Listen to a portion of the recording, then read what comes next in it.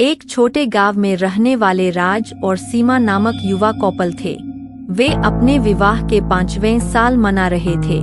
उनका घर एक बड़े पेड़ के नीचे था, जिसकी छाया में हमेशा शांति और सुख का वातावरण बना रहता था। एक रात जब गांव में घने काले बादल छाए हुए थे, राज और सीमा ने एक दूसरे को देखकर बच्चों की बातें कर रहे थे। तभी अचानक एक अनोखी आवाज आई, आओ मेरे साथ भी बातें कर लो। राज और सीमा दोनों हैरान हो गए। राज ने कहा, कौन है? लेकिन कोई जवाब नहीं आया। फिर से उनको सुनने को मिला, मैं तुम्हें बहुत अच्छा मानता हूँ राज। यह सुनकर के राज और सीमा की आंखों में डर की किरणें चमक उठी। राज ने सीमा का हाथ पकड़ा और कहा, हमें यहाँ से जल्दी निकलना चाहिए। लेकिन जैसे ही वे उठने लगे, उनके घर के दरवाजे एक एक करके बंद हो गए। सीमा ने गर्दन में माला फेरी और राज ने दीवारों को ध्यान से देखा।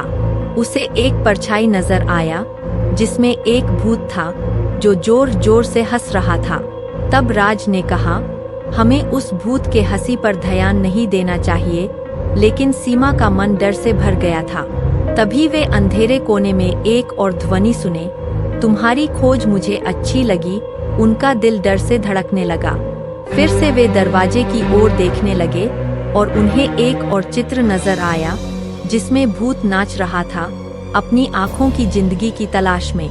राज ने कहा, हमें इसे ध्यान में नहीं लेना चाहिए, हमें यहाँ से निकलना चाहिए। लेकिन उन्हें फिर एक आवाज सुनाई दी, तुम दोनों डर रहे हो तो मुझे मजा आ रहा है। राज और सीमा भागने लगे, लेकिन घर के हर कोने में एक और चित्र था, जिसमें भूत उन्हें देख रहा था और वह हंस रहा था।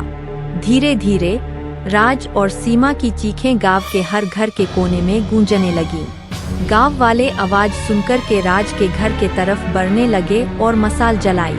तब जा कर के वो भूत भागा।